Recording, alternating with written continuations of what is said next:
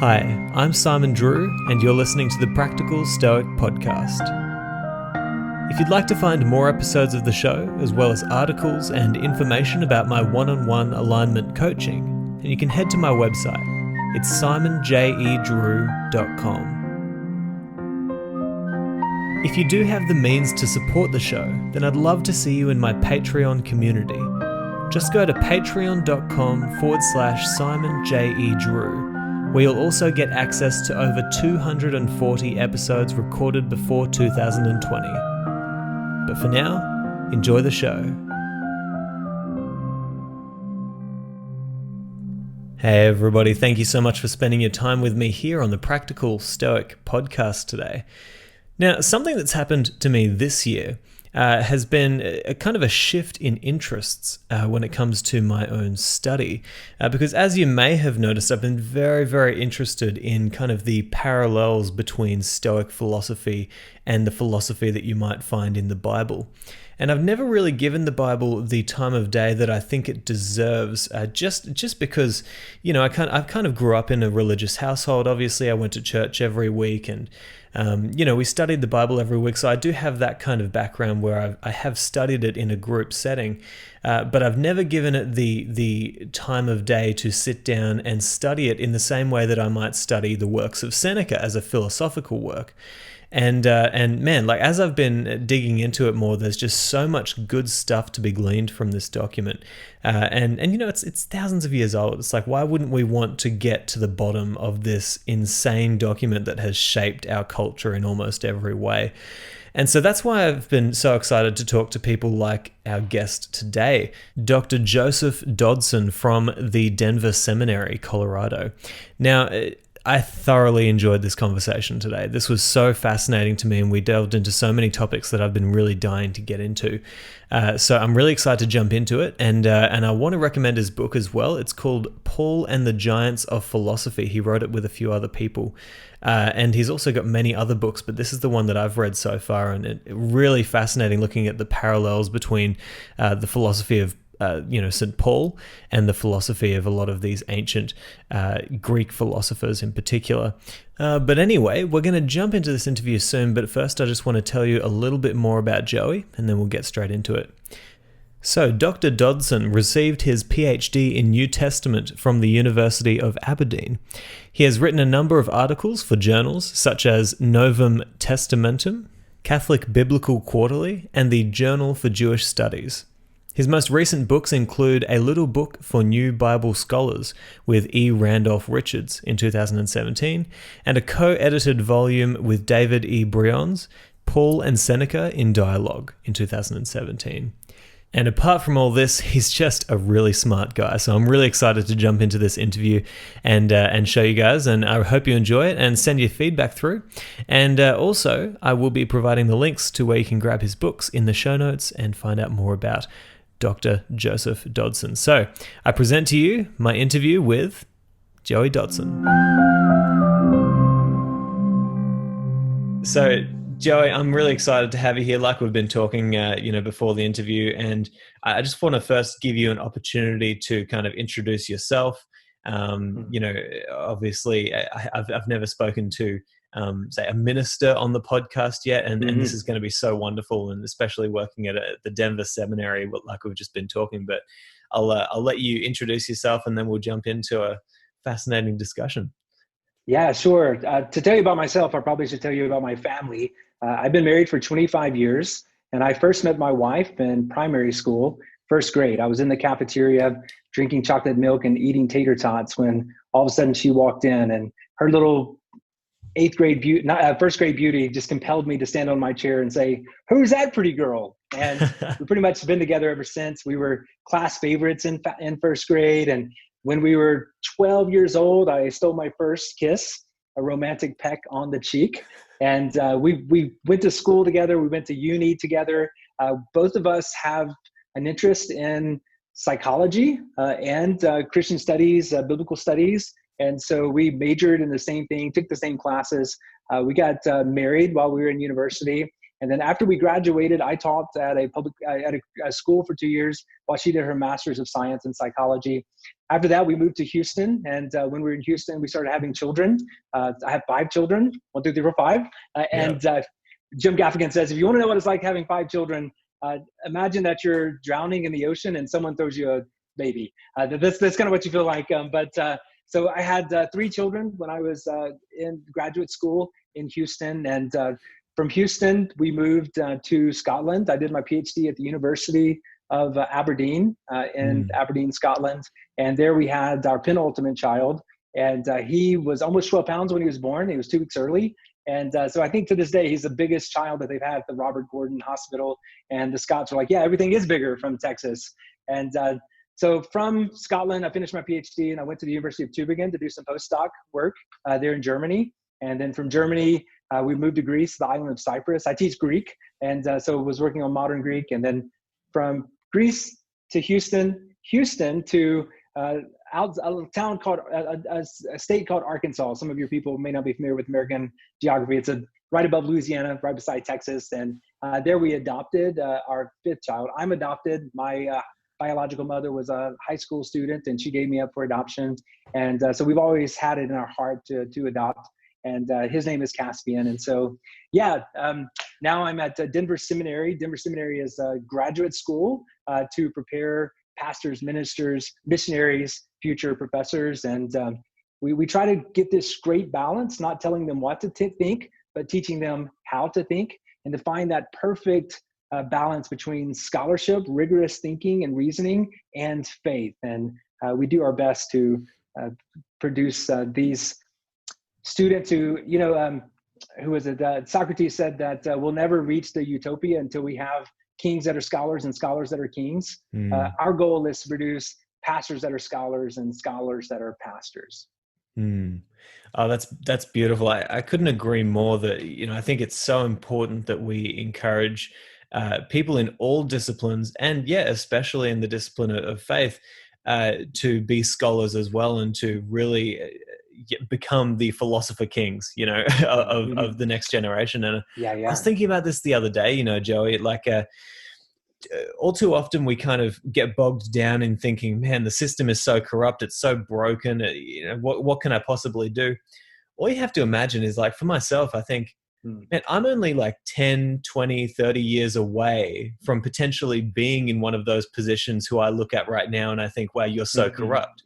Like, I'm only a little bit away from actually being able to make a big difference. If I study philosophy now, if I study brilliant ideas, become a scholar, maybe I can be one of those people who maybe steps into a position and is able to help a lot of people through my study of philosophy. And I think that's so important for people to realize. But man, you've got such a wealth of experience. I'm really excited for this conversation. And for context, for everybody listening, I went out and I got Paul and the Giants of Philosophy, this book that you've edited, and you've got a chapter in there as well, which is a beautiful collection of these ideas that kind of drawing parallels between the philosophy of Paul, you might say, and the philosophy of some of these ancient philosophers. And I wanted to jump in and kind of ask you first, like, what first drew you towards the ancient world? Was it religion first that came to you, or was it philosophy? What came first, and why were you so interested? So when I was about 15 years old, I had a history professor who made a passing comment that said Plato was like the New Testament to the Greeks, and Homer was like the Old Testament to the Greeks. And I just thought that was fascinating. Growing up in the deep South in the U.S., I'd heard about Socrates, but I'd never read Socrates. And so I went, and I was an athlete, but I was a closet nerd. And so I remember sneaking into the library and getting the Republic, Plato's Republic, so that I could read that. And I was just absolutely fascinated, both at the similarities where they were consonant with things that I knew from the Bible and that culture, but also some of the stark differences, how they would use the same words, but almost like in The Princess Bride, you keep using that word, but I don't think it means what you think it means, like faith, for example, or pistis. So I think it started really early, back when I was in high school, but I kept it under wraps quite a bit. when I went to university, one of my professors, my Greek professor, told me that I had a lot of noise, but if I continued on in Greek, the language, that would give me volume. And I think that was a nice way of him saying, you're loud and obnoxious. And so actually studying the Greek language also was another inroad into the world of ancient philosophy, especially Epictetus, the Roman Stoic, who wrote in Koine. So his Greek looks a lot like the Greek of the New Testament. And of course, he's one of the most pious Stoic philosophers that we have as well. But so yeah, it started quite early. My area of expertise is actually the interpenetration, the overlapping, and the mutual borrowing of Judaism, Second Temple Judaism, kind of the Judaism post-exilic, all the way to 70 AD and a little bit beyond that. The overlap with that, Greco-Roman philosophy, and early Christianity. And so from around 200 BCE to 200 AD or CE, that's where I really get my geek on. And there's so many influences and overlaps between those. Yeah, absolutely. And that's what I've been finding in this book as well. And also in my own study, you know, as I mentioned before the start of the show, I've been really kind of trying to think a little bit deeper about those connections between the Bible, say, and the philosophies that I'm reading. And there are a lot of parallels, and I wanted to maybe jump in. So I thought that was a really beautiful analogy that you kind of said there, you know, Plato being kind of the Old Testament, Homer the New Testament to the Greeks. Vice versa. Oh, sorry. Yeah, flip that yeah. around. And so you talk about Plato's myth of in Paul and the Giants of Philosophy. I actually haven't read a lot of Plato, and so like I was unaware of this. Can you like explain that a little bit more detail as well? This myth and how it kind of relates to the philosophy of Paul, because I found that really interesting. Yeah. So if Plato is the New Testament, if you will, mutatis mutandis of the Greeks, then the Plato's Republic would be like the Deuteronomy or the Romans. It would be a very significant one, and in it, he's talking about questions like what is justice, what is dikaiosune, if any of your listeners do Greek, and it asks this question, it's how to achieve that utopia. And it's very philosophical, very reasoning, and it's just absolutely beautiful. But at the end, he surprises us because we were thinking about philosophy, we were thinking about how to make this world a better place. And he ends with this story of the myth of Er, who was a man who had died in battle. And when he died in battle, he actually goes to the afterlife. So for Socrates, there was life outside of death. We'll talk about the Stoics and Epicureans a little bit later, maybe, that didn't necessarily follow that same thing. But you being a musician, you probably know that Socrates actually uses music to help us understand the immortality of the soul. That's the best analogy that he has. But anyway, so Er goes to the afterlife. He sees these guardians that are separating the righteous from the unrighteous, to the right and to the left. And the wicked, those who didn't practice virtue, go down to Hades for 1,000 years, a millennial. There they are tortured, seemingly to different degrees, while the righteous, the godly, those who practice virtue, they go to heaven and have a party on the rooftop, top of the world. It's bliss. It's all the scotch that you can drink and whatever. But and then so he's watching this happen, and after those 1,000 years, they come back before the great judgment. But anyway, this Er has a very unusual phenomenon, is that he gets to observe. They tell him, "Hey, you watch what happens, and then we want you to go back and warn the others." And according to the myth, they're getting ready to light his pyre on fire. And all of a sudden, as you know, the smoke's coming up, he wakes up and it's like, wait, stop in the name of love.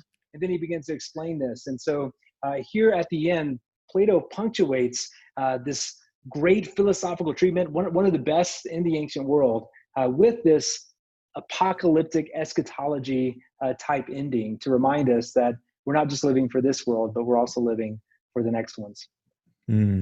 Yeah, it's so interesting when you see these ancient philosophers who, you know, so many people kind of draw the line and say, you know, there's no room for, say, religion in philosophy, or there's no room for theology, and like, but in many ways, you know, when I've been reading the Stoics and I've been seeing these kind of similarities, I almost think that there's a certain theology behind a lot of these ancient philosophical writings. There's Yeah. the study of, okay, well, we're trying to connect with universal nature, whatever you call it. And Mm-hmm. Seneca was Mm-hmm. kind of like gods or Zeus or universal nature, whatever you call it. But we're trying to connect with that. Here's the theology or the philosophical practices that are going to help you to understand and to be able to connect with that.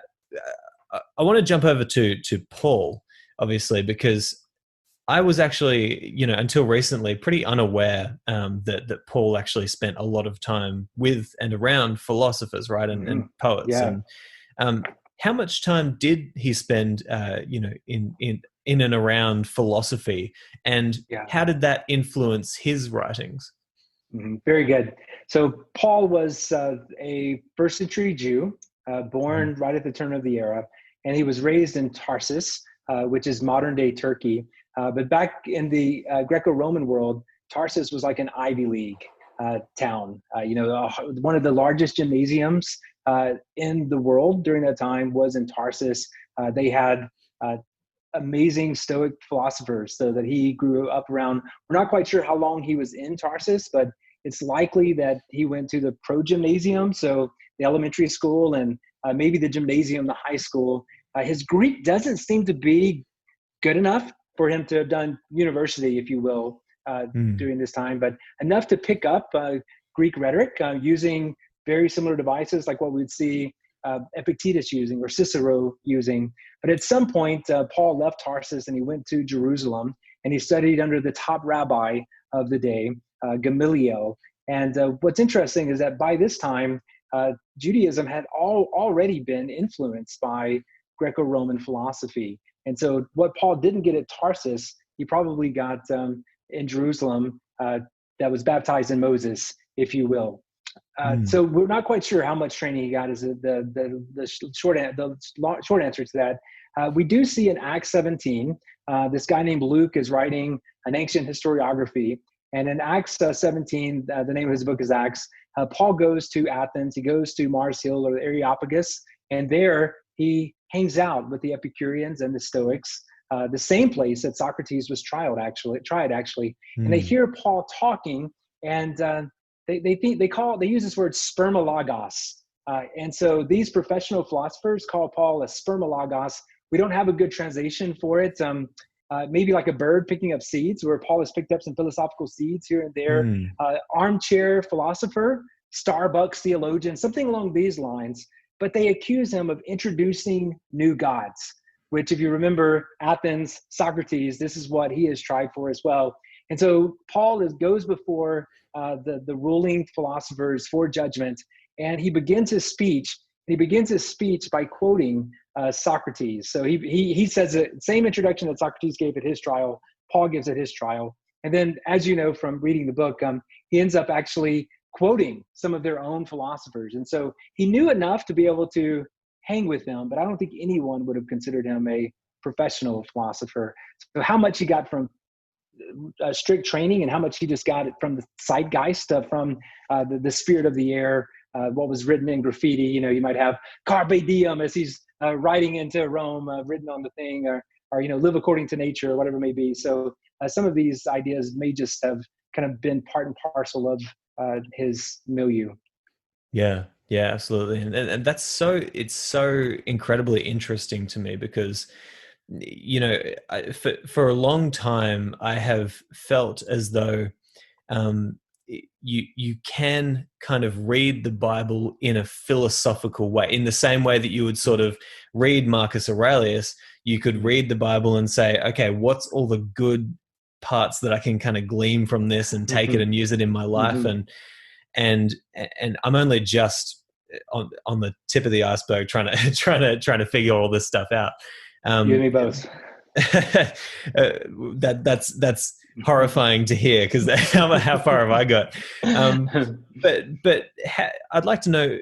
So we can maybe jump into a little bit more of the personal story for yourself, and then go into some of the bigger ideas. But how has your study of philosophy influenced or helped your faith? Because I know that there's a lot of listeners to this podcast who are Christians and they still use Stoicism. How has that influenced your faith? And And likewise, how has your faith influenced your study of philosophy? Very good. I love that question. So I would refer to myself as a Stoic Christ follower. With Stoic, I probably would put an asterisk beside that. And I focus predominantly on Roman Stoicism, and even to narrow it more so to Seneca. And then I would say Christ follower more than Christian, because Christianity as a whole has a lot of stigma, and not all Christians actually seem to adhere to the teachings of Jesus. It's more nominal than anything else. But it's to borrow from in Christianity, in that Christian tradition, you have two different ways of responding to philosophy. You have those who are threatened by philosophy. You would have like Tertullian, an early church father, that would make this comment: what does Athens have to do with Jerusalem? Basically, we don't need Athens. We've got everything that we need within our faith. But then you would have another stream that would say, no, actually, all truth is God's truth. And there's truth, there's insight, there's things that we can learn from these Greco-Roman philosophies. And so in this tradition, if you have any Roman Catholics that are listening, the tradition of Aquinas, Thomas Aquinas would be an example of this, who's going to take Aristotle and use Aristotle's principles to help us understand and define this. And so it also comes to the idea of the image of God, going all the way back to Genesis chapter 1, where humanity is created in the image of God. And so depending what you mean by the fall, some people believe, some Christians believe that the image of God has been so marred that Greco-Roman philosophers and philosophy can't have any truth. I think that the image of God hasn't been marred that much. And so there's glimpses of reason and philosophy that can lead us to the true Logos, in my opinion, the person of Jesus Christ. I think with the New Testament, often it has comments like, don't let the sun go down on your anger. In your anger, do not sin. But it doesn't really tell you how to do that. But then you have, basically the way they tell you how to do that is follow the Spirit of God that's within you. But then you would go to someone like Seneca, a Roman Stoic philosopher who was a tutor of Nero, who ruled Rome with Burrus back in the first century, while Nero was just a small lad playing football and chasing kangaroos if he was in Australia. He's going to come and say, yes, it's true. We can never reach moral formation and perfection without the Spirit of God that's within us. But that's where he starts. And then he goes and gives us 3 books on how to handle and overcome anger. And so I can go to the philosophers and I see so many just great practical advice that helps me live as a citizen of heaven, if you will. Yeah, no, that's awesome. I love that. And yeah, it's like the Bible tells you kind of like what to do. Philosophy can inform you how to do it as well. Mm-hmm. And yeah. something, Joey, something that always has never made sense to me is when people come along and they kind of throw away the Bible because it says stuff about slavery, or it says stuff about this, or about gay people, or what. There's stuff throughout the Bible that a lot of people they know that it talks about that, and because it talks about that, they immediately throw it out. Right? Mm-hmm. There's no value in it. Mm-hmm. And then I look at philosophy and I think, man, some of the philosophers didn't have the most socially progressive views. Yeah, that's right. Are you going to talk about Seneca because he said that you should treat your slaves fairly, but he didn't say that you shouldn't have slaves? Are you going to throw away philosophy because some of them didn't necessarily have the context that we have today? I think that that's a fair analogy. And what do you say to people who, I guess you might say those people who make up their mind immediately about the value that can be derived from the Bible without actually diving into it first? Yeah, very good. Growing up in the Deep South, we had all of these axioms, these just wise proverbs, cultural proverbs. And one was eat the meat, but spit out the bone. And I think both in philosophy and in the Bible, there's great meat that's nurturing, that helps us grow up in our understanding. But there's also bones, and those bones are often cultural bones. And it's unfair to hold the Apostle Paul, for example, and Seneca or Aristotle up to the same standard of where we are.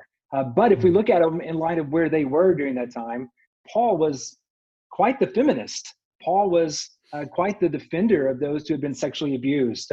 Paul was quite the one who was for emancipation of slaves. And so also Seneca. So Paul and Seneca, they may not be as far as we would like for them to be, but with respect to where they were, that their sanctified reason had brought them, they were a lot farther along than where they were in the culture. And so I think one is that the Bible maybe needs new PR because it's had some bad PR, and sadly it's had bad preachers that are giving it bad PR. But I would encourage people to actually just go through the New Testament and read it and to see all of the great meat. And then when they do come upon a bone, if you will, to realize that bone probably is rooted more in the culture than it is in their ideas and their philosophy. Yeah, and that's important. The question of culture is just so important because things change, and all the time and constantly. And, it's like, I always think of, what are the things that I believe today? What are the cultural aspects of our society that we think about today that 100, 1,000, 2,000 years from now, they're going to look back on and say, how could they have possibly? And I would hope that what they do in the future is they say, let's take the good, as you say, and let's leave the bad, let's leave the bones out. But so I want to jump into a few kind of similarities that I see between, say, the Stoics and the Bible law that I didn't necessarily find in this book, because I want people to grab this and I want people to get the value out of that. But something that I have been thinking about for a while, I'm going to read this passage from Marcus Aurelius, actually. I've been thinking, actually, it was very fortunate. This morning, just before I jumped on this call, I was flicking through YouTube, just doing some last minute kind of getting inspiration. And I came across a talk that Rupert Sheldrake was doing where he was discussing seeing prayer as almost the Christian equivalent of, say, meditation, as a way to connect inwardly and to, we too often throw away the idea of prayer because it's attached to a religion. We don't often see the psychological benefit. And then I thought, the Stoics did talk about praying. Like Marcus Aurelius, for example, here he says, he's actually praying to the universe, you might say. He says, everything harmonizes with me, which is harmonious to thee, O universe. Nothing for me is too early or too late, which is in due time for thee. Everything is fruit to me, which thy seasons bring, O nature. From thee all things, from thee are all things, in thee are all things, to thee all things return. And that, to me, I read that and I'm like, wow, that's a prayer to the universe. I think that the Stoics kind of saw prayer as a way of accepting our fate, accepting and aligning with the universe's direction, so that we can leave space for what we have to learn from it. How do you see prayer? How did Paul see prayer, or the Bible? And do you think that there are some commonalities between sort of the ancient philosophical view of prayer and say what is taught in the Bible? Yeah, very good question. It's one I haven't thought thoroughly through, so I'll give you my best response off the cuff. One thing that we need to understand that I think that even undergirds this is the cosmology of similarities between Stoicism and Christianity. So the Stoics believed that there was a difference between the soul and the spirit, psyche and pneuma. And everything that had life had psyche, it had soul, but pneuma was something that only humans had.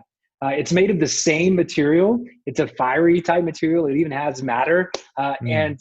But the location of the pneuma was in the mind. And what separated the spirit from the soul, humans from the rest of creation, is that we have God's spirit inside of us, in our mind, that helps us reason, that helps us have the mind of God, the mind of nature, using the Stoics. But it's also is how we communicate with God. And so I think the very, very similar type of idea that you would have in Christianity as well is that you're going to have this idea of how do you not be conformed to the world, but be transformed. Paul says it's by the renewing of the mind. And so this idea of the Spirit of God that's in the person is how they communicate with God. And so I think, and one thing that I like to do is, rather than saying, well, this is how Christianity is different from the philosophers, or this is how they're exactly the same. For me, it's fascinating to think about if Paul and Seneca were having a pint together, Foster's in Australia, maybe, I don't know. But here in Colorado, it would be craft beer. You know, if we were having a pint, and they're having this discussion after a couple of pints, where would they say there's agreement and disagreement, and this type of dialogue that helps us understand Christianity better and Stoicism better? And so I think if Paul were having this conversation with Seneca, he would say something to the fact that, your desire to pray is actually proof and evidence of God, that you're being drawn to him.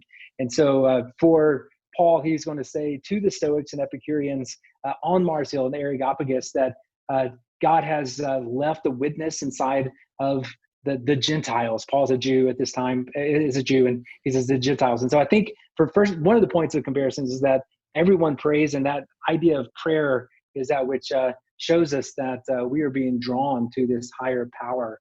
Of course, with the Christian prayer, it's going to be in the name of Jesus Christ. And so that's going to be a quick area of a fork in the road where Marcus Aurelius has the Spirit of God inside of him. And so he just prays to the universe, to nature, whereas Paul believes that Jesus Christ came and died for our sins and our transgressions, and ascended back into the heavens, and is therefore our mediator. And so we don't have to come on our own in our own wickedness and lack of virtue, but instead we come in the righteousness of Christ. It gives us that confidence more so than when we pray. And so it's not just a punting to the fate, but we have someone in our corner, if you will.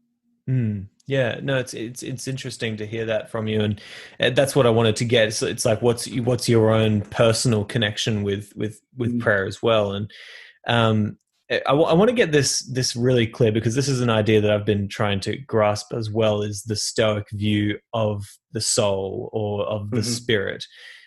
So if I'm correct, you can correct me, but so you're saying the spirit is basically the thing that flows around and makes all of this thing work, you might say, or you might call it God.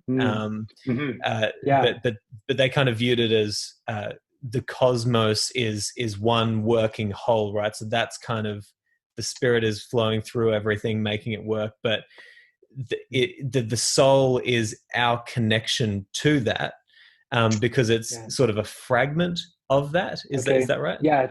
Similar. So with the pneuma, it's going to be connected to with the spirit. It's going to be connected to the logos, and so the logos is God's. I'm a big Star Wars fan, so my firstborn son, we call him Kenobi. So basically, the logos, the pneuma of God for the Stoics, is like the force. But the force inside of a human is the pneuma that's connected in the brain. And so you'll often see pneuma and nous, attitude, mind, thinking, and reason connected to this. And so the soul is just the life force that makes our heart beat. And so plants have a soul, animals have a soul, all humans, trees have a soul, but it's just that gives you life. But the spirit is actually the same type of material as a soul, but is that which enables us to communicate with God. Okay. So the thing that you might say differentiates us from the animals or the plants and all that sort of stuff is our own unique spark of the divinity, they might have called it, which is rationality, right? Like our ability to reason and to understand the logos. Yeah, that's right. That's exactly right. Yeah. Okay. Cool. Yeah, because this is all stuff that I'm trying to get my brain around it, and not knowing Greek and that's an area to go down as well. Like your understanding of Greek, to what extent has that? Well, I'll put it like this. I want to learn German soon, and my wife and I, we're going to be planning to move to Germany. You've already been there. You've talked about that. Yeah. I'd love to get some. So Sean. And I've been thinking like, man, I also want to learn Latin and German, because Latin and Greek, because if I was able to learn that, man, it would open up the world of possibilities for what I could understand. Just how much more have you been able to understand reading these ancient texts by knowing Greek? Yeah, so I tell my students that reading an English translation or German translation or French translation, depending your audience, of an ancient work is like kissing your spouse or your lover through saran wrap. You're making a connection, but it's not quite the same. So it's like perhaps watching an old movie in black and white with subtitles. And so you're not able to fully engage in it because you're reading the subtitles the whole time and there's translations that are happening. And so what happens when you actually get into the ancient Latin, you get into the ancient Greek, is that it removes the saran wrap. It brings you to the point where you're seeing more high def, 4D. And the more you study the Greek and the Latin, the more things that you see. But for example, would you give me a couple examples? Please, that come to mind? Definitely. Yeah. So Paul's going to say that it is by grace that a person is saved through faith. And the word grace is the word for gift. It's charis. And in the Christian tradition, especially post-Luther in the Protestant tradition, we've had this idea that grace is this unconditional gift. There's no strings attached to it whatsoever. And so, and this actually doesn't come from Luther. It comes from Immanuel Kant and Derrida. And so it's really a product of the Enlightenment. But once you go back to the first century around there, you realize that understanding, that translation of charis, of chara, grace and gift, that's not even an option. Grace had strings attached in the ancient world. And so Seneca is going to use the Latin version of this. And the way that he explains it is of you playing catch with someone. And so it's a free gift. I throw, you drew the ball, Simon the ball, and you catch it. But the expectation is that you're going to throw it back. And so I give you the gift, this grace gift, and you throw it back. And we continue to throw it back. And it's not about the ball. It's about the relationship, the conversations that we're having with that. And so understanding charis, this idea of grace, not from a English translation and Protestant accretion, but understanding of the ancient world helps me understand what Paul, as he says this, means. So God gives us this grace, but there are strings attached, and that strings attached is that we would live according to virtue, that we would live a life worthy of the calling that we received. And so walking in virtue is that string that's attached. So that's an example of how it removed the saran wrap from my eyes, or moved me from a black and white to a more high def understanding of the New Testament because of my understanding of Epictetus and Seneca. Yeah, no, that's brilliant, and seriously, it's so inspiring to me. It really just makes me think, if I want to really understand this philosophy enough, if I want to understand these ancient texts, who was it? I think it was Thomas Jefferson, but I don't want to get that wrong. But it was one of the the great American scholars wrote a letter to one of his nephews, I believe, and said, if you're going to study ancient books and stuff, you need to learn the language, right? Because that it's going to, you're not going to get the same meaning. And that's what I'm kind of getting here. It's really important. And I get that from all of the scholars who I talk to. But this idea of grace, can we touch on that for a second? Because can I just say one last thing about please, that? About the our translations, they're good translations. If you watch a black and white movie with subtitles, you're still going to get the overall gist. But you're missing the finer points, the details. And so I don't think that if you don't read Greek and don't read Latin or don't read German and French, that these primary sources are I might as well not even do it. You're still getting the major gist and the idea, but it's the details. So I don't want to dissuade anyone from reading Socrates because they don't know ancient Greek. No, of course. And you might even say it's kind of like those final little sanding touches on the sculpture, it's just kind of like polishing it up a little bit. This idea of grace, I wasn't planning on asking this today, but I thought it'd be interesting to go down this avenue, because I've been really feeling, I've been really interested in the psychological significance of grace, the psychological benefit of, you might say, that moment in your life when you realize, you know what? Wow, I am so imperfect. I never get things right. I'm always going to mess up. I rarely make the right decision, but I'm a human. That's okay. That's how I always will be. The psychological significance for releasing that kind of overthinking, hyper perfect vision of what we could be in exchange for a forgiveness. Epictetus, he said, your spiritual progress should be based on self-scrutiny and also self-kindness, right? So you got to forgive yourself from time to time. Can you talk more to this psychological significance of having grace, this idea of, whether you say it comes from God or whether you come to it by yourself, coming to that place where you realize, I'm imperfect, but that's okay. I can still keep on trying to be virtuous. Yeah, very good. So I'll start with Paul, and then we can go to Seneca and the Stoics from there. But in the ancient world, we need to remember that it was a honor-shame culture. And so the opposite of shame is grace. And so the biggest fear, or one of the biggest fears from what I hear from the honor-shame culture, is the idea of being embarrassed, is being publicly shamed.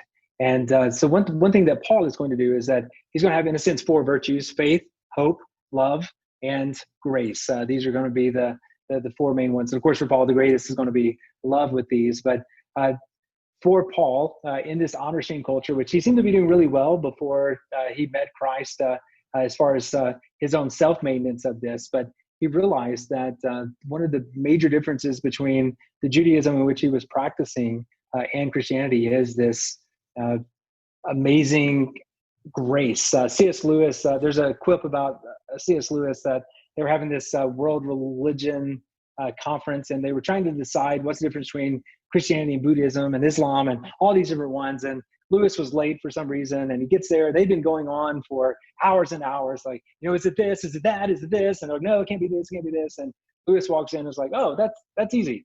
The answer is grace. And according to the legend, it was like, oh yeah. And they walked out. Having been around scholars, I doubt that was the case, but it is something that sets, for Paul, it sets him apart from the other religions during his time, that you had this God who, despite our sin, even though we were dead in our transgressions and our trespasses, God was willing to forgive us and remove our shame because of the work of Jesus Christ. And so you're going to see the word grace recurring. It's a leitmotif. There's a good German word for when you move to Deutschland.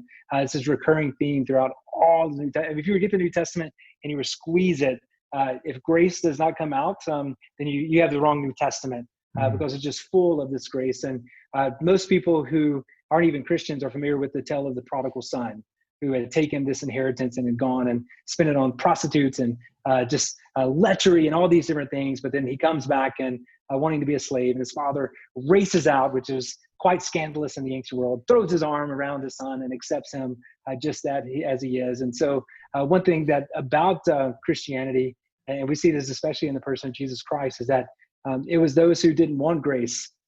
It was those who, what the religious leaders of the day would look down upon, the downcast and the outcast, that God came to save and seek and to draw there.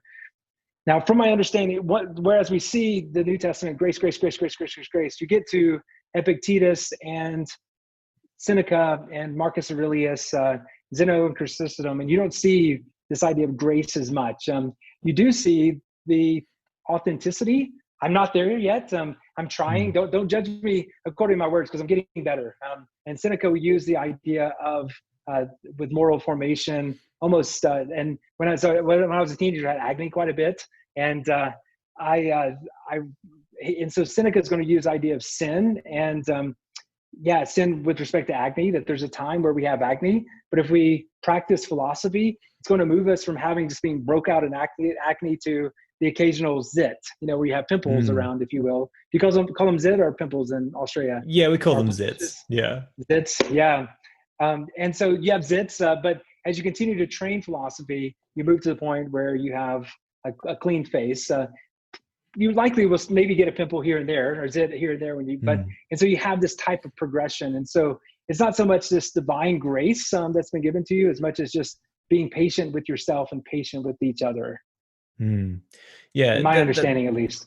Yeah, and that's such an important philosophical, psychological idea and theological. It's so important for people to recognize that, we are so imperfect, and we never will be perfect. And I was thinking the other day, it's like there's always something you can be doing better, right? But if you couple that attitude with hey, I'm imperfect, but there's also always something I can be doing better, that kind of sounds like the kind of back and forth that you're talking about there. It's like, hey, yes, I'm imperfect. Great. Thanks for that ball. And I never will be. Okay.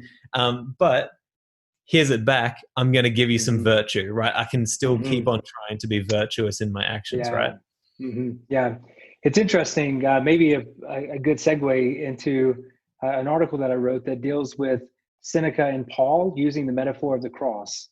So you probably are familiar that the crucifixion was the major go-to to execute non-Romans in the ancient world. The Romans didn't come up with crucifixion; the Persians did, but the Romans perfected it. And a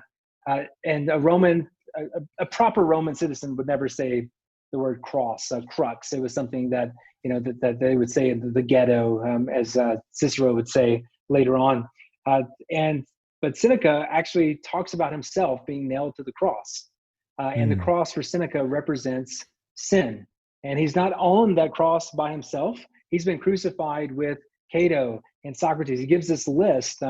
And he is writing this metaphor of the cross in response to his detractors who are saying that he's a hypocrite. He says, no, I'm not a hypocrite. I realize that I'm on this cross, this sin. And I'm trying to get off. And that's the difference between me and you, is that whereas I'm on this cross of sin trying to get off, you are on the cross basking in it, in your sin, and spitting and mocking me for trying to get off. And so this is his metaphor of the cross, which is quite astounding since he was a Roman senator. And so the idea of a Roman citizen or senator being crucified along the lines with Plato and Cato and so on and so forth was one of the most scandalous metaphors, I would think, that anyone who read Seneca during that time would have come across. But some of your listeners may be familiar with the idea that Paul also has this idea of being crucified. I have been crucified with Christ. I no longer live, not I, but Christ that lives within me. And the life that I live by faith in the Son of God. And so Paul is going to take the literal historical crucifixion of Jesus. And Paul, who also is a Roman citizen, who was born a Roman citizen, is going to put himself up on the cross. But the difference between Paul and Seneca with respect to moral formation is that Paul has this idea that he's off of the cross, or his sin is dead because of Christ. And so sin no longer has to be the boss of him. Yeah, he's not perfect yet, but forgetting what is behind, he's pressing forward. And so there's much more of a swagger that Paul has with respect to his ability to walk in virtue because of that grace than what we do with Seneca. And so Seneca is going to talk about, there's miles and miles to go, and I only inch along. But I'm inching. I'm doing it. It's that progress. And so here's an example of both of them understanding the cross. But for Paul, the difference that makes for him is this idea of the grace that empowers him actually to live the righteous standard of God. Yeah, and this is just such great stuff to talk about, especially in today's culture, right? Because I mean, I don't want to go too deep into it. It gets very political very fast, but man, we're living in a crazy cancel culture and a shaming culture, especially in America. I think Australians are a little bit different. We haven't quite gone down that avenue yet. But in America, it's a point your finger kind of culture at the moment. And I think I don't think that that's good for relationships. I don't think that's good for people. I don't think that's good for our psychology. I think what's helpful is I'm imperfect, you're imperfect, we're all imperfect. We want to improve, so let's keep on trying to improve, but let's not become the kind of people who are so focused on pointing out other people's flaws when don't point out the speck in somebody else's eye before you see the plank in yours. That's it.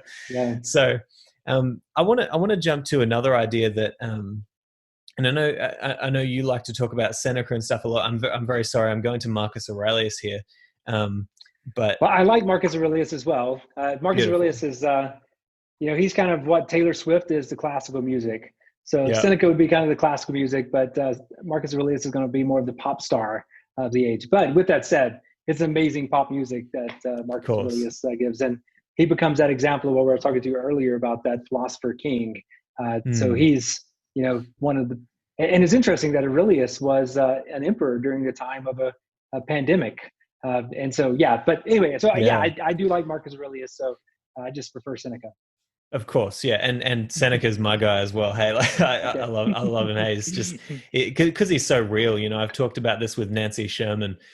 Seneca brings things down to kind of the ground level, and he is so imperfect, and he's a hypocrite. He's imperfect, but you can kind of read that in him, like the one student to another kind of thing. But yeah, this idea has been really fascinating me lately. I remember, growing up in church, and one of the core ideas that they teach us is, hey, no matter what happens to you, you are formed by God to be able to bear whatever happens to you, right? And if you can't, then you'll be dead. It's like, and that's that right there is a Stoic idea. I mean, even you think about Seneca talking about how the good thing about pain is if you feel too much of it, then you won't feel it at all because you'll be dead. So maybe don't complain about pain because you can always bear it. But Marcus Aurelius realized that, and he says, nothing happens to any man which he is not formed by nature to bear, or God. The same things happen to another, and either because he does not see that they have happened, or because he would not show a great spirit, he is firm and remains unharmed. It is a shame then that ignorance and conceit should be stronger than wisdom. But there is this idea flowing through ancient philosophy of you are formed by nature to be able to figure out your life. Marcus Aurelius also said, you're going to face today's problems with the same reason that you faced yesterday's problems and the day before. You've got it in you. You contain everything that you need. You just need to learn to tap into that, right? And that's exactly the same as what it says in the Bible. I can't remember the exact verse. You might remember it, but it essentially says, you're formed by God to be able to bear whatever trials come your way. So bear them with grace, you might say. Can you speak to this idea of us having what is necessary within us, whether it's by nature or by God, and the importance of understanding that moving forward in our journey of virtue? Good. Well, Peter, the apostle of Jesus Christ, he makes a comment that God has given us everything we need for life and for godliness. And so you have that summed up in Peter's epistle. I think it's First Peter it's Second Peter. That says God's given you everything you need for life and godliness. But giving us everything we need doesn't mean that we just have it and now we can just lay back and live. We have to put that into practice. And so Peter will end up saying, so therefore, make every effort to add to this faith that you have love, and to this love, make sure you add virtue, and to virtue, self-control, and to self-control, brotherly love. And so God has given us nature. We have been equipped everything that we need. Now, one point that the Christians and the Stoics, Marcus Aurelius, I think will agree with is that it's the Spirit of God, this reason inside of us that we have that helps equip us for it. But once again, we have to react to that reason. To go back to Seneca, I feel like the kid that used to play tag on the playground, and every time you got close to him, he would just stand by the base and like, can't get me. Do you remember this kid? Were you I probably was that kid. Yeah. Well, for me, it's that Seneca and Paul. But with Seneca, he's going to say that no man can achieve this this moral formation where the Spirit of God not within him or her. But the difference between Seneca saying that and Paul saying that is Seneca goes on to say that he says, there is a God within us, Lucilius, but who he is, we do not know. What his name is, we don't know. And so, whereas in general, the general idea is that, yes, God in nature has given us everything we need for life and godliness. The Christians are going to come and say, but the great paradigm of that, the culmination of that is not just the Spirit of God, but it's the incarnation of God's Son who actually lived this life out in front of us so that we could have that ability. And so that would be a point of difference. But yeah, going back to the similarities, as you were saying, is that we do have this power, but that power is that which comes from God. But at the same time, we have to exercise it. So you would have Paul saying to his Lucilius, if you will, Timothy, train yourself for godliness. Gymnazo pros eusebia. Godliness doesn't just happen when you say a prayer. Godliness doesn't just happen when you go to church or when you go to a lecture hall. Godliness is something that you have to gymnazo. You have to train yourself to do. And so even though God has given us everything we need for life and godliness, virtue, even if no nature's done that, we have to train ourselves to use it. And so you have the Stoic practice that Seneca or Epictetus or Marcus Aurelius would bring out. And you would have Christian worship. And so another thing that you're going to have a point of agreement among the Stoics and the philosophers with Christian is that we don't achieve virtue by ourselves. It's not a solo race. It's not an individual journey, but instead it's a corporate pursuit that we have to do. And so we have people in our lives. And so what God has given us for life and virtue includes the people that are around us to sharpen one another, to encourage one another, to rebuke and challenge one another. And you'll see this in the letters of Seneca, the essays of Seneca, and also the meditations of Aurelius, that we can't do this by ourselves. We need the Spirit of God that's within us, and we also need community. Yeah, that's what's been really fascinating to me about reading Seneca lately is, and this is something that I never really grasped fully because I wasn't in that right state of mind. You know, who knows what it is that makes us at sometimes understand things and at sometimes just be completely blind. But you know, the divinity that Seneca talks about, and you know, there was this passage that I found recently from his on the shortness of life, where he talks about how we only have access to two things. We have access to universal nature and our individual virtue. And if you can only focus on those, if you can just wed yourself to the universal nature and to your individual virtue, your ability to make good decisions, then you can be free, right? But if you attach yourself to anything outside of that, then you're setting yourself up to fail. But there is a lot of talk amongst the Stoics about this divinity, and I guess I wanted to jump over to something that we discussed before the episode that really stood out to me. You said that Timothy is to Paul what Lucilius is to Seneca, in the way that they would. Can you kind of explain what you mean by that? Yeah, so Seneca's epistles, if you haven't read them in your audience, they're written to bring Star Wars back into the mix. I think Star Wars is a great place to always bring back the mix. His Padawan learner. And so these epistles are written to Lucilius to prepare him. Seneca's writing this towards the end of his age. So he's reached retirement. I think he probably can feel the wind. The tides are turning with Nero. And so he's trying to invest to pass the great deposit of truth and understanding that he has to his young learner. And so he's writing this. But one thing that we see with Seneca as he writes this to Lucilius is that he's expecting other people to listen. He realizes that his words are going to endure long after him. And so whereas Seneca is trying to pass on and be that image in which Lucilius imitates, so for Paul, he has this young Timothy who is half Greek, half Jew, and Paul meets this guy in Lystra and Derbe, if I remember correctly, Turkey, ancient modern day Turkey, and takes him under his wing and begins to invest in him and train him. And so what we see Seneca doing 120 epistles.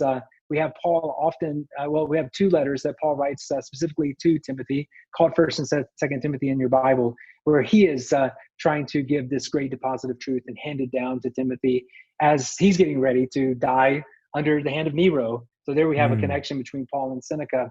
Paul's going to make comments like, I have fought the good fight. I have finished the race. I have kept the faith. I'm like this offering that's poured out. And it's very similar to kind of Seneca's last will and testament. And one thing that both of them are going to say to their Timothys and to Timothy and to Lucilius, going to tie this back to your previous question, is that God allows us to suffer. We have been called to suffer, as Paul's going to use a military metaphor, as a Seneca, that we've been called as soldiers in this battle that's not against flesh and blood. For Seneca, it's against death. For Paul, it's his cosmological powers that we're going against. But suffering is our destiny. It's part of who we are. And so when you sign up for Stoicism, when you sign up for Christianity, you're signing up for suffering. But suffering is God's tool, his anvil, in order to form his children. And so you would have someone like the author of Hebrews chapter 12, and what we'd see in Epictetus is that the father only disciplines the proper sons, the bastards, the illegitimate sons, the father leaves alone. And so you going through suffering is, on the one hand, God forming you to his image. And then secondly, it's that testing. And so Seneca will say, I feel so sorry for those people who have got the prize, who never ran the race.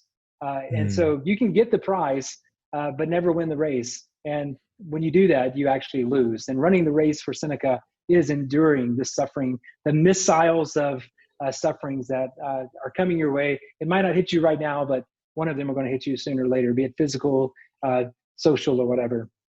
Yeah. And that's a really interesting point too, is because whether you sign up for Stoicism or for Christianity or not, you're going to suffer, right? That's just a fact of life. If you don't suffer, then good on you. That's a beautiful place to be. But I guess what you're saying is that by signing up for Stoicism or for Christianity, what you're signing up for is an understanding of the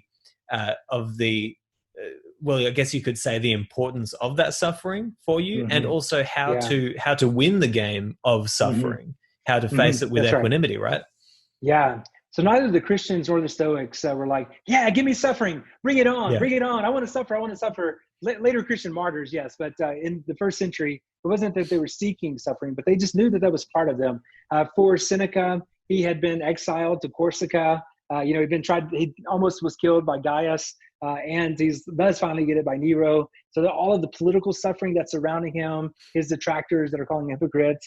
For Paul, he's got physical suffering and persecution. And so both of them realized that suffering was part of life. But what they had was a swagger in the face of suffering. So Paul will say that in suffering, we have a kalkasemai, a shout of triumph, woohoo! Not that I am suffering, but is that all you have? Because I realized, and this is Romans chapter 5, I realized that my suffering produces endurance, and endurance, character, and character, hope. And hope will not disappoint me because the Spirit of God has been poured out into my life. And so also with Seneca, he's going to say, you know what, this suffering, it stills my virtue. And so he says to his detractors, hey, bite me hard. You're going to break your teeth before you break my skin. Because of this inner fortress of virtue that he's developed. And so it does give them this confidence in the face of suffering and a purpose that sometimes people who don't know Christianity or Stoicism may be amiss. And they just have this hopeless despair in suffering, which is sad. Let me say one more thing. Please. You said that good on you if you don't suffer, but neither Paul nor the Stoic would say good on you if you don't suffer. They actually think that suffering, you can't know glory unless you know suffering. And so for Paul, he's going to connect that we're going to share in the glory of God. We're going to be heirs of God and co-heirs of Christ. But to share in his glory, we also have to share in his suffering. And that suffering is what helps us connect with the rest of the world. So we suffer so that we can empathize and sympathize with other people. And so my wife and I, we had a miscarriage, our first child.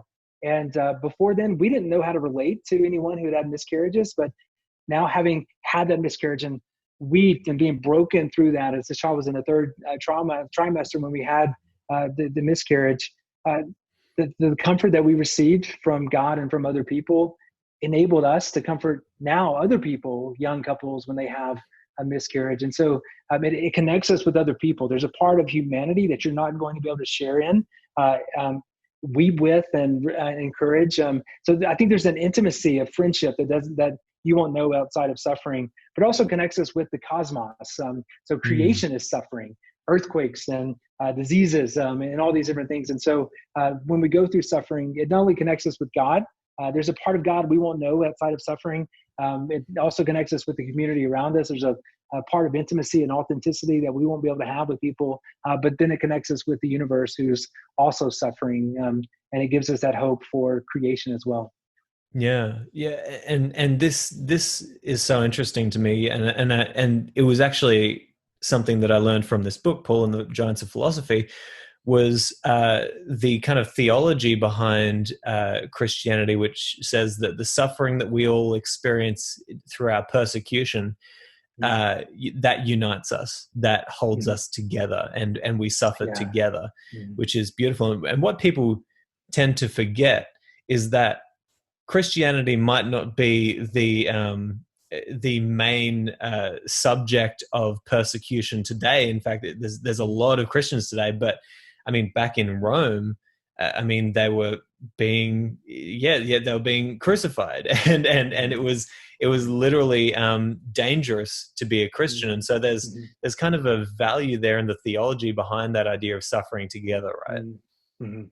Yeah, very good. Paul is going to use the metaphor of the body, that we're all part of the body. We're different members of that. And whereas you have guys like Aristotle, you have people like Cicero had used that before. Even Plato in the Republic talks about the body with respect to the noble class, the middle class, and the lower class. But Paul is going to make it more intimate to the community, to the church. And when one part of the body suffers, all of the parts of the body suffer. And we'll see this in the Epictetus as well. Seneca uses the body, but he also uses the picture of a stone arch. And then each person of humanity is part of this brick. And if you were to take one brick out, then the whole arch will fall. And so we need one another to lean on in order to keep the house from falling down, as it were.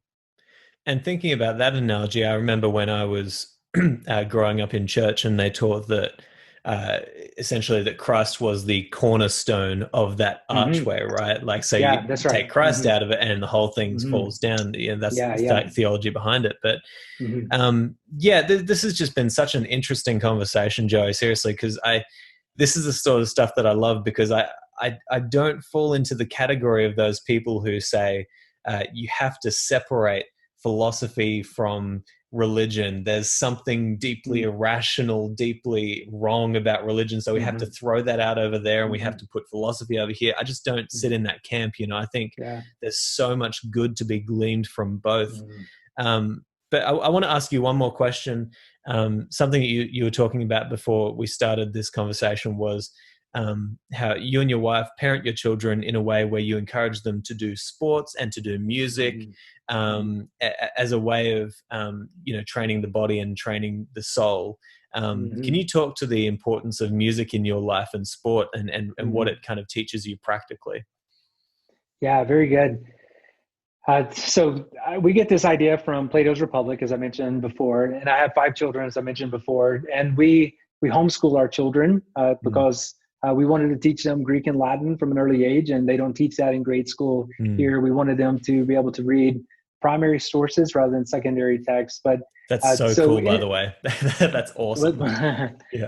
I'm more of the language philosophy geek, and my wife is the science math geek. And so it worked out well for us. And we were traveling to Scotland and Germany and Greece and all around. And so it made sense for us as well. So, but with that, we wanted to make sure that we took principles both from the Bible and from philosophy, kind of marrying both of those two, because those who separate philosophy and religion, again, I think that's more of an understanding of modern enlightenment and beyond. Maybe some of the postmodernity or post-postmodernity is bringing some of that back where we do see this overlap between those. But in the ancient world, philosophy and religion, they were part and parcel. I mean, think of Plutarch, for example, who was a priest at the Apollo's temple at Delphi. But anyway, so one of the principles that we got from Plato's Republic is that and as you already mentioned, is we wanted our children to be able to have an instrument, which we always started them out in piano. Sometimes it stuck.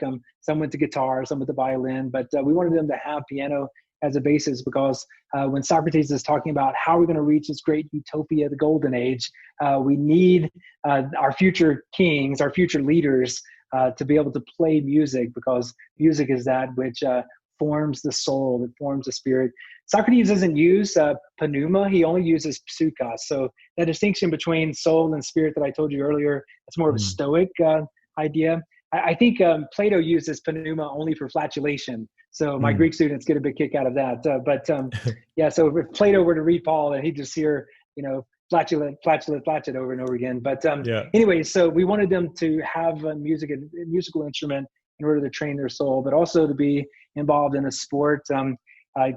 Growing up in the Deep South, as I mentioned before, we had the Holy Trinity: football, baseball, and basketball. That's what I grew up with. But we lived overseas, and those weren't really the major options. And we figured out that, as Socrates says, and Paul is going to echo this in Philippians, don't say that I'm a citizen of Athens. I'm a citizen of the world. And so Athens is just dirt, according to Socrates, but there's this fellowship of humanity that binds us all together, whether you're in Australia, Colorado, Germany, wherever it may be. And so, sorry, I lost my train of thought. It happens a lot. I struggle with ADD. No, that's fine.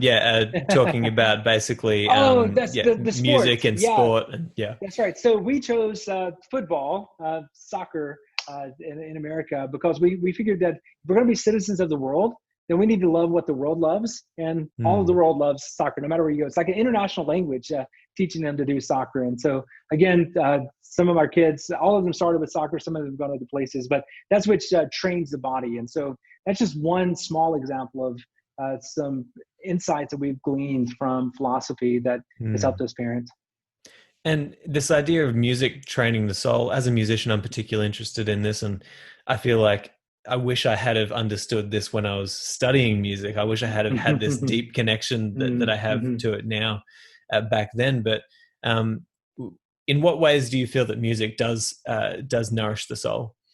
Yeah. So earlier I talked about how the Spirit of God is in our nous, it's in our mind. And so there's a part of reasoning, of thinking, of coming and reasoning together that connects us with the divine logos, with the Spirit of God.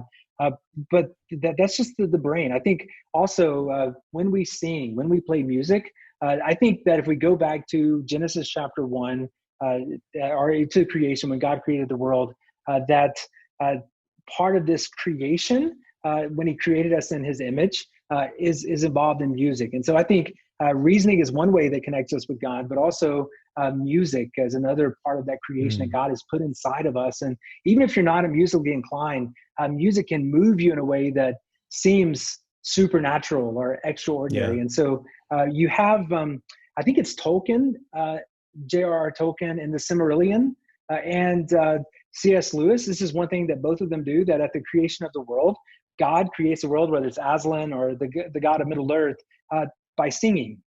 And so it's not and it's actually interesting. Genesis 1 is going to be poetry. It's Hebrew poetry. It's not prose. It's not great philosophy, but it's poetry that connects us kind of with that rhythm and that rhyme. And so you have Aslan and it's the last, but where is it? The nephew, the magician and his nephew, where he's singing. As he sings, all of a sudden creation comes up. And so I think part of that training of soul, and whether Socrates would parse it out like this, I'm not sure. But the way that I think it's connected to soul is that I think God is a God of music, who's a creator of music. And so the reason we're drawn to music, and when we engage in music, and as a musician, you kind of get a high. There's an adrenaline that comes. There's this almost I don't want to say outer body experience to be mystical, but you reach another level, and see there's an X factor when you do music. And I think that's part of that training of the soul. Now, interestingly enough, with modern day psychology and science, they're going to say that actually music trains the brain as well. So it's not just connecting your soul, but those who are good at piano usually are really good at mathematics, for example. Yeah, and I think I derive a lot of understanding about my own musical endeavors from stuff like Taoism, for example. That this idea of like, when you finally shut up your overthinking mind and you let go, that's when whatever it is that makes all this work speaks, right? And I find that because I'm a jazz musician, right? So when I'm improvising, the moments when I look back at it and I think, wow, I was in the zone, I was in flow, that was the moment that just stood out to me at the concert, the high point. Those are the moments when I just let everything go. I let go all of my own judgments about myself, and can I do this? Can I sing this? Can I not? And I just let go, and that's the moment when, it almost is like grace. It's like, hey, I'm not going to get this perfect. Stop trying to think it's going to be perfect. Just go for it, right? Just try to make it as beautiful as possible. And there's many moments like that, but yeah, I'm trying to understand, the theology behind music, the philosophy behind music. What is it that makes something beautiful? But Joey, I just want to thank you so much. This has just been can I put one punctuation on that? Absolutely. Do you mind? So I'm not an expert in music, so don't let anyone think that. But it's interesting, in Ephesians 5, Paul says, don't get drunk with wine, which leads to wastedness, but instead be filled with the Spirit. And then he tells you how to be filled with the Spirit by singing to one another in psalms, hymns, and spiritual songs, making music in your heart to the Lord. And so for Paul, the way that you're filled with the Spirit of God involves singing and worshiping and playing instruments. And of course, that connects him back to his Jewish underwear, where they didn't just cite the Old Testament, the Hebrew Bible, but instead they would sing it, they would meditate on it. And so part of connecting with God and with one another is through music. No, I think that's beautiful, and I think that's valuable for people who are studying religion, and I think it's valuable for people studying philosophy. I mean, there were philosophers in Greece who wouldn't allow students to learn from them unless they had first learned the art of music or astrology or these other disciplines that can connect us with something bigger. That's beautiful. And Joey, again, thank you so much. This has been awesome. I want to have you back as many times as possible. And seriously, you've just given us a wealth of information. So I'm going to put all the links in the show notes to where people can buy your books. But thank you so much. Okay. All right. Grace and peace. Thank you so much for listening to this episode of the Practical Stoic Podcast. If you'd like to sign up for email updates, join my Patreon meetup groups that we hold weekly, or if you'd like to offer feedback or suggestions for future guests or topics on the show, then you can head to simonjedrew.com. There you'll also find information about how we can work one-on-one together with my alignment coaching, based around the philosophical principles found in Stoicism. Finally, if you are on Facebook, then I'd love to see you in our group, the Practical Stoic Mastermind. But hey, I hope you've enjoyed this episode, and I'll talk to you next time.